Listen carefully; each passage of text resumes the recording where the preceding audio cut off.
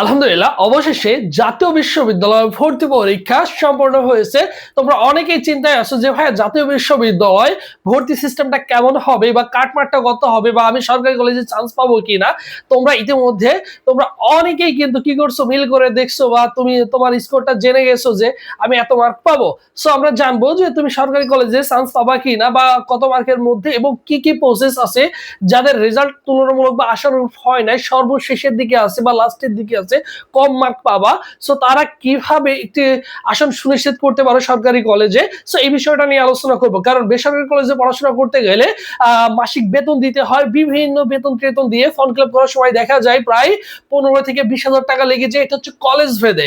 So সেই ক্ষেত্রে সরকারি কলেজে ভর্তি হলে তুমি শুধু জাস্ট ফর্ম ফিল আপের টাকাটা দিলেই মোটামুটি তোমার কিন্তু গ্রাজুয়েশনটা কমপ্লিট হয়ে যাবে। সো সেই ক্ষেত্রে এই জিনিসগুলো তোমাকে একটু বিচক্ষণের সাথে মাথায় রাখতে হবে এবং সকল আপডেট পেতে অন্তত ভাইদের ইউটিউব চ্যানেল সাবস্ক্রাইব করে রাখো। তোমাদের ভর্তি প্রক্রিয়ার পুরো যে জার্নিটা রয়েছে, কিভাবে মাইগ্রেশন করবা, কিভাবে রিলেশিপে আবেদন করবা পরবর্তীতে তোমার যদি চান্স না হয় তোমার কলেজে।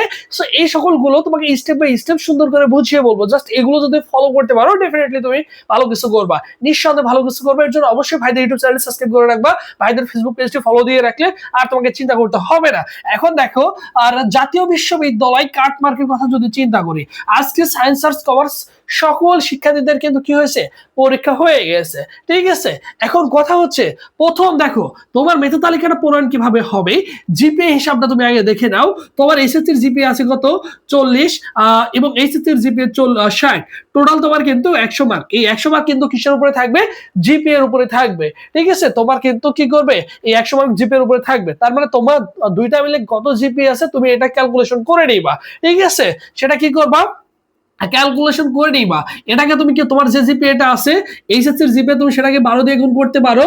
আর 5 40, এখানে তুমি কি করতে পারো, 8 দিয়ে গুণ করতে পারো। ঠিক আছে, তোমার যে জিপিএটা থাকবে সেটাকে তুমি কি করবা, এসএসসিটা 8 দিয়ে গুণ করে দেখবে তোমার কত আছে, এবং এইচএসসির জিপিএ তুমি 12 দিয়ে গুণ করে দেখবা এক্স্যাক্টলি তোমার কত মার্ক আছে জিপিএর উপরে। তাহলে তুমি জেনে গেলে। এবং ভর্তি পরীক্ষায় তোমার কত মার্ক, ভর্তি পরীক্ষায় তোমার 100 মার্কের এমসিকিউ পরীক্ষা হয়েছে, পরীক্ষা দিয়ে আসছো, সেখানে পাস মার্ক কত, সেখানে তোমার পাস মার্ক হচ্ছে 100-তে 35টা তোমাকে কোশ্চেন কি করতে হবে, অবভিয়াসলি কারেক্ট করতে হবে। তাহলে তুমি কিন্তু পাস করবা, তোমার কিন্তু মেধা তালিকায় নাম আসবে। তুমি পরীক্ষা দিছো, কতজন শিক্ষার্থী পরীক্ষা দিছে, যদি 35 উপরে পাও তাহলে তোমার মেধা তালিকায় নাম আসবে। নাম আসা মানে তুমি তোমার সিরিয়ালটা জানতে পারবা, সিরিয়াল জানা মানে তুমি সরকারি কলেজে চান্স পাবা কিনা এই বিষয়টা ভেদ করবে, জানতে পারবা। এখন দেখো, ভালো কলেজ, এখানে দেখো ভালো কলেজ ভালো সাবজেক্ট যদি পেতে চাও মিনিমাম তোমাকে 60 পেতে হবে। সেটা হচ্ছে ইনস্টিটিউট ভেদে, মানে কলেজ ভেদে তোমাকে পেতে হবে। দেখা যাচ্ছে কিছু কিছু কলেজ রয়েছে খুবই জনপ্রিয়, সেই সকল কলেজে দেখা যাচ্ছে প্রায় 20,000 25,000 30,000 ছেলে মেয়ে আবেদন করেছে। সেখানে দেখো তুলনামূলক প্রতিদ্বন্দ্বী কি হবে, বেশি হবে। আবার দেখা যাচ্ছে কিছু নতুন সরকারি কলেজ হয়েছে সবে মাত্র, সেখানে দেখবা যে অনেকেই জানে না এটা সরকারি কলেজ কি বেসরকারি কলেজ, সেখানে কিন্তু তোমার তুলনামূলক কি হবে, প্রতিদ্বন্দ্বী কম হবে। তার মানে সচরাচর সবসময় আমরা জানি বিভাগীয় যে কলেজগুলো রয়েছে সেখানে প্রতিদ্বন্দ্বী সবচেয়ে বেশি হবে। এরপর হচ্ছে জেলা ভিত্তিক যেগুলো রয়েছে মোটামুটি সেগুলোতে অনেক জনপ্রিয়, সেগুলো কি করবে, তুলনামূলক প্রতিদ্বন্দ্বী বেশি হবে। এরপর হচ্ছে উপজেলা ভিত্তিক যেগুলো রয়েছে সেগুলো তুমি কি করবা, একটু কম মার্ক হলেও তোমার কিন্তু চান্স হবে। তার মানে তুমি জেলা ভিত্তিক বা বিভাগীয় যে কলেজগুলো রয়েছে সেখানে যদি চান্স পেতে চাও মোটামুটি তোমাকে 60-এর কাছাকাছি মার্ক পেতে হবে, সেটা কলেজ ভেদে, যদি ভালো কলেজ ভালো সাবজেক্ট পেতে চাও।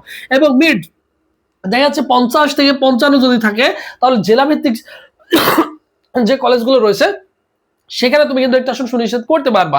এরপর দেখো লাস্ট যদি চিন্তা করো, নতুন সরকারি কলেজ, মানে নতুন করে যেগুলো সরকারি কলেজ করা হয়েছে সেগুলোতে দেখা যাবে 40 থেকে 50-এর কাছাকাছি মার্ক থাকলে তুমি কিন্তু অনার্সে সরকারি কলেজে একটা আসন সুনিশ্চিত করতে পারবা। এখন কথা হচ্ছে এইখানে কিন্তু চান্সটা কিন্তু অনেক দিক দিয়ে ভ্যারি করবে, যেহেতু এটা একটা প্রত্যেকটা কলেজের প্রত্যেকটা ইন্ডিভিজুয়াল রেজাল্ট দেওয়া হবে, এটা তোমরা সকলেই জানো।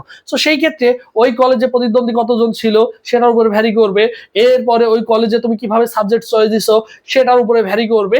সো অনেকগুলো স্টেপ বাই স্টেপ তোমার কিন্তু এইগুলো কি করবে, ভ্যারি করবে। তার উপরে তুমি কিন্তু সাবজেক্ট পাবা। দেখা যাচ্ছে তুমি তোমার পজিশন কম, তুমি সাবজেক্ট চয়েস দিছো খুব ভালো লেভেলে সেই জায়গাতে, এবং শুরু থেকে শেষ পর্যন্ত ভালো সাবজেক্ট গুলো দিয়ে রাখো। দেখা যায় অনেকে কি করে, তোমার ভালো ভালো সাবজেক্ট গুলো দিয়ে রাখছে, তার পজিশন কিন্তু কম, মার্ক কম আসছে, তো সেই ক্ষেত্রে কিন্তু সে কিন্তু চান্স পাবে না, কারণ সে যদি সব সাবজেক্ট গুলো চয়েস দিয়ে আসতো তাহলে দেখা যেত কিন্তু কি করতো, সে কিন্তু কোনো না কোনো সাবজেক্ট পেয়ে যেত। এই জিনিসটা বিগত বছর অসংখ্য ছেলে মেয়ে ভুল করছে। সো এটা আমাদের পরের কথা, এটা নিয়ে কথা বলবো না।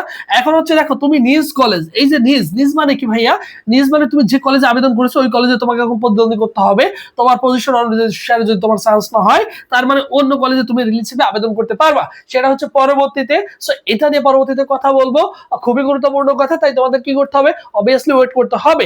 আর ডিসিউ এক্সাম ব্যাচ তোমাদের জন্য দেখো স্পেশাল আমার একটা অনলাইন এক্সাম ব্যাচ রয়েছে। এর পরবর্তীতে তোমরা যারা শেষ ভরসা, লাস্ট ভরসা, এবছরের শেষ পরীক্ষা ঢাকা সেন্ট্রাল ইউনিভার্সিটি তোমরা যে পরীক্ষা দিবা, সো তোমাদের জন্য 100+ এক্সাম দেওয়ার ব্যবস্থা রয়েছে। সেখানে সব বিষয় সাজেশন পিডিএফ পাবা। সায়েন্স আর্টস কমার্সের জন্য আলাদা আলাদা এক্সাম ব্যাচ রয়েছে, সেখানে যে সাজেশন গুলো দেওয়া হয়েছে এইগুলো যদি পড়তে পারো, সো ডেফিনেটলি আশা করা যায় যে তোমার 100% প্রিপারেশন হয়ে যাবে। বিগত বছর অসংখ্য ছেলে মেয়ে কিন্তু ঢাকা সেন্ট্রাল ইউনিভার্সিটিতে চান্স পেয়েছে। আর তোমরা সকলেই জানো যে ঢাকা সেন্ট্রাল ইউনিভার্সিটি কিন্তু পূর্ণাঙ্গ পাবলিক বিশ্ববিদ্যালয় হয়ে গেছে, এখানে সব রকম ফ্যাসিলিটি পাবা। সো জাতীয় বিশ্ববিদ্যালয়ের তুলনায় ঢাকা সেন্ট্রাল ইউনিভার্সিটি কিন্তু অনেক দিক দিয়ে এগিয়ে থাকবে, ঠিক আছে, যেহেতু পূর্ণাঙ্গ বিশ্ববিদ্যালয় হয়ে গেছে। এরপরে যেহেতু জিপিএ যোগ্যতা এখানে কম লাগে, সো তুমি চাইলে অন্তত একটা পরীক্ষা দিতে পারো, যদি লাক ভালো থাকে ডেফিনেটলি তোমার কিন্তু হয়ে যাবে, ঠিক আছে। তো তোমরা যারা জাতীয় বিশ্ববিদ্যালয় প্রিপারেশন নিয়েছো, ফি মাত্র দেখো অনলি 200 টাকা। আমাদের সাথে অনলি 200 টাকা দিয়ে যুক্ত হলে ভর্তি পরীক্ষার আগ পর্যন্ত পূর্ণাঙ্গ গাইডলাইন পাবা, সকল বিষয়ের সাজেশন গুলো পাবা সায়েন্স কমার্সের জন্য, এবং ভর্তি পরীক্ষা দিতে পারবা প্রতিনিয়ত। আমাদের সুন্দর করে রুটিন থাকবে, কোন কোন টপিক গুলো পড়তে হবে, কোন জিনিসগুলো পড়তে হবে, সুন্দর করে রুটিনে ইনক্লুড করে দেওয়া থাকবে, নির্ধারিত ডেট থাকবে, সুন্দর করে পড়বা আর পরীক্ষা দিবা, ডে বাই ডে সুন্দর করে পড়বা, পরীক্ষা দিবা, তোমার সিলেবাসটা সুন্দর করে গুছানো হয়ে যাবে ইনশাআল্লাহ। জাস্ট ফি হচ্ছে 200 টাকা। ভর্তি হওয়ার পর 01727675241 এই নম্বরে 200 টাকা বিকাশ বা নগদ সেন্ড মানি করে এই নম্বরে হোয়াটসঅ্যাপে নক করলে তোমাকে সকলের সাথে গ্রুপে অ্যাড করে দেওয়া হবে। জাস্ট তুমি উল্লেখ করবা যে ভাই আমি লাস্ট নাম্বার এত থেকে পাঠিয়েছি, বা স্ক্রিনশট দিবা, দিয়ে তুমি তোমার নিজ ইউনিট সায়েন্স আর্টস বা কমার্স তুমি যে ইউনিটের সেটা তুমি উল্লেখ করলে তোমাকে সকলের সাথে গ্রুপে অ্যাড করে দেওয়া হবে, ঠিক আছে।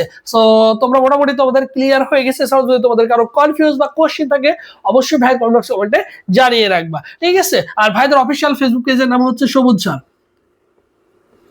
সবুজ স্যার লিখে ফেসবুক অপশন এই নামটা লিখে যদি সার্চ করো আমাদের অফিসিয়াল ফেসবুক পেজ পেয়ে যাবে। এই পেজে এসএমএস করলে ভাই তোমাকে রেসপন্স করবে। সো যে কোনো প্রবলেম ফেস করলে অবশ্যই আমাদের সাথে যোগাযোগ করতে পারো। আর এখানে সব রকম আপডেট কিন্তু তুমি অবশ্যই পেয়ে যাবো। সো সবাই ভালো থাকো, সুস্থ থাকো, পরবর্তীতে আবার তোমাদের সাথে দেখা হচ্ছে। আল্লাহ।